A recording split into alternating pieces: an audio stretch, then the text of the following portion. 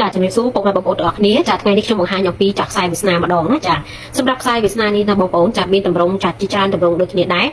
ដែលតម្រងដូចជាគាត់នេះគេហៅថាតម្រងខ្សែវាសនាចាដែលកើតចេញអំពីកដៃណាចានេះខ្ញុំគូឲ្យមើលណាខ្សែវាសនាដែលកើតចេញអំពីកដៃខ្សែវាសនាគាត់ឡើងអំពីកដៃបែបនេះចាហើយចាខ្សោយដាច់ចាត្រឹមចាអាយុ39រួចហើយចាក៏ឡើងមកក្នុងអាយុ40នេះបន្តិចដាច់ទៀតចាបដូរមកអាយុ50រួចហើយចាក៏ឡើងបន្តិចទៀតណាខ្សែកន្លែងនេះគឺគេហៅថាខ្សែខាត់បងចាខ្សែដែលមានមកកាត់លើខ្សែវាសនាចូលទៅប្លុកខ្ជិះបែបនេះគឺគាត់នឹងទទួលរងការខាត់បងនៅក្នុងអាយុនោះណាចាខ្សែវាសនាបែបនេះណាបងប្អូនហត់លុយណាចានិយាយរួមលុយកាក់ចូលមកមិនចេះដាច់ពិតមែនតែហត់ទៅប្រឹងទាំងកាយទាំងចិត្តទាំងកម្រិតណាទៅបានលុយកាក់មិនសូវជាមានគេឧបត្ថម្ភគ្រប់គ្រងប្រមាណទេតែបើខ្សែវាសនាកន្លែងនេះបងប្អូនចាំមើលខ្ញុំគូឲ្យមើលណាកន្លែងនេះគេហៅថាទួលវបរិតបើសិនជាមានខ្សែវាសនាចេញពីទួលវបរិតហ្នឹងចង្អុលសរោចាទួលសៅបែបនេះគេហៅថាមនុស្សចាតែមានគេឧបត្ថម្ភគ្រប់គ្រងតែតែមានដំណើរក្រៅស្រុកចាមនុស្សដែលមានសំណាងចឹងណាចាប៉ុន្តែអ្នកដែលមានខ្សែវាសនាចេញពីទួលវបរិតហ្នឹងពេលខ្លះមានកលឿនតែធ្លាក់មកវិញកលឿនដែរតាមប្រភេទដៃចឹងទៅមានកន្លែងខ្លះដែលកម្លាំងកម្មគាត់កាត់អីទៀតចឹងទៅណាគាត់ថាគេហៅថាជាខ្សែវាសនាដែលឡើងលឿនចុះលឿនណាចាទួលវបរិតហ្នឹងចាប៉ុន្តែភាគច្រើនអ្នកដែលមានច្រើនតែទទួលបានភាពសន្លប់សុខស្រួលពីគេឧបត្ថម្ភណាចាគេហៅថា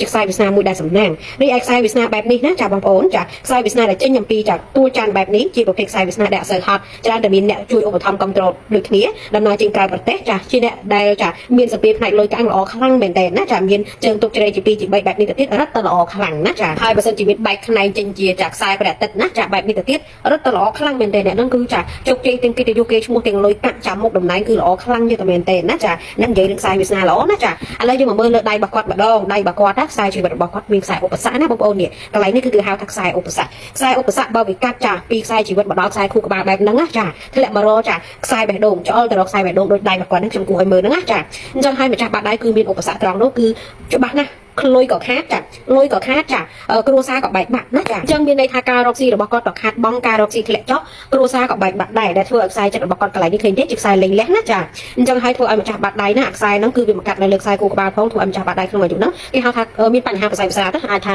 វាមិនមែនខ្សែប្រសាទដល់ឈួតអីទេចារបៀបថាគាត់គេងមិនលក់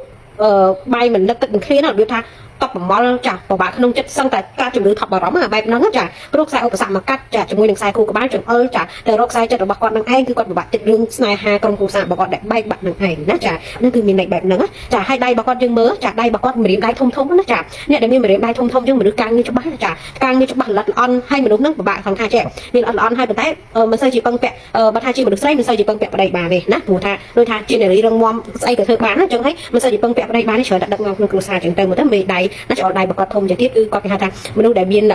គេហៅថាទំនួលខុសត្រូវលើខ្លួនឯងមនុស្សស្រីដែលរឹងមាំចាអញ្ចឹងហើយអាចជាហត់ផ្លូវចិត្តបន្តិចមិនសូវជា